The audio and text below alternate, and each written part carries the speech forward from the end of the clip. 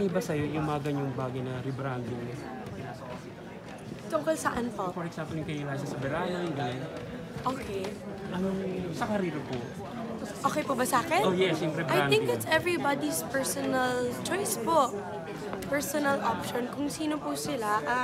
At I think pinapakita po nila sa lahat ng mga tao and they're vulnerable din po. So, nirerespeto ko rin po yung mga ganun kasi they're brave enough to take a change and be honest. And everybody's free naman to do whatever they want. Since dito comedy itong Cordapo, ano yung mga bagay na nagpapasaya sa'yo?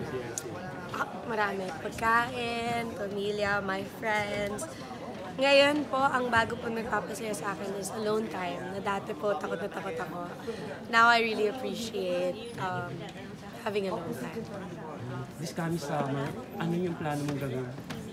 Magtrabaho po ng isang pelikula. Yun lang po ang summer plans ko. Bawal na po ako umalis. Sa vacation out of the country, do you have any plan na dati kasi sa ibang bansa, ano yung pinunta mo dati? Ngayon, ano yung plano mong gustong puntahan na bansa? Bansa? Yes. Sana po makabisita po ako ng Japan.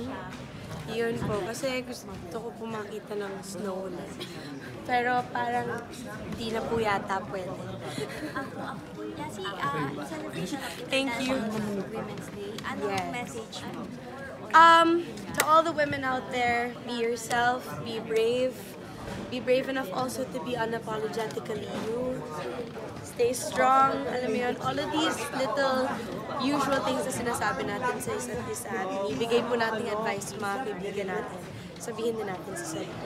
Would you say that from this, your new show will feature women empowerment?